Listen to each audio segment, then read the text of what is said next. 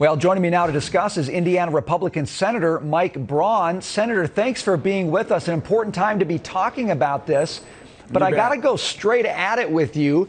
I understand the desire for the bipartisan bill. I get that, real infrastructure, but all signals are if that passes, then the $3.5 trillion gets passed as well.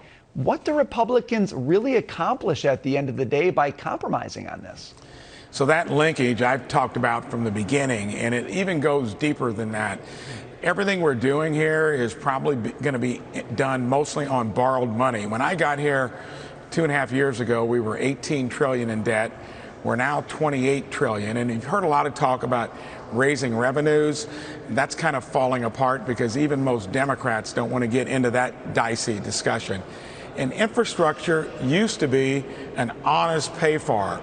You'd use user fees. We did it back in Indiana in 17, and nobody wants to even do that anymore. So basically, we had a grab bag of a bunch of different funds that you're getting and calling those pay-fors. Well, that could have been used in those particular funds, could have been used to pay down debt. And generally, the public and all of us here know that we need infrastructure done.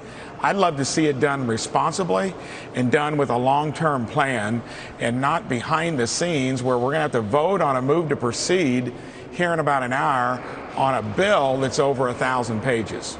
And that was written still today. I mean, it was still being drafted today, over 1,000 pages, voting on it. Senator, I've heard you say that you think the GOP holds the cards right now in this game. I think a lot of people look at it and say, this is a losing game. Why not walk away from it instead of co-owning all that debt, co-owning all that inflation that we could see? I asked the hard question yesterday. They're not going to touch the Tax Act, Jobs Act of 17 now. What happens once you get over to the soft infrastructure bill?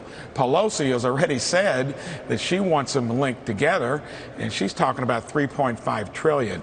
Kirsten Sinema and Joe Manchin are there to maybe hold firm. I don't know that you're going to hold firm in the sense that, well, will you go from 3.5 maybe to 2.5? All of that is stuff that we're going to be borrowing every penny of. So I'm wary, and I mostly make a point of it is because we've been doing this for the last decade to where Democrats and Republicans get together. These bills, 500 pages plus, this is 1,000, get dumped on you, and then you're expected to move forward quickly. I think the process kind of stinks, and it's driving us in deeper and deeper into debt, and it's on the shoulders of our kids and grandkids. It's the bigger picture, the long term, I'm worried about. It's a process that looks like Congress wants to hide an awful lot from the American public. That's what I think people don't like. But the timing as well. So the president's out in Pennsylvania talking about $4 trillion more in spending. Meanwhile, his CDC looks like it's putting the country into reverse when it comes to restrictions. I think people say, look, why don't you get the main thing right? Get us back on track with recovery and back to normal and forget this ideological spending boondoggle. Shouldn't Republicans be emphasizing that right now? We should, and they are going to outmaneuver us again. There's going to be a sugar high with all this money being spent, and it's going to be confusing in 2022.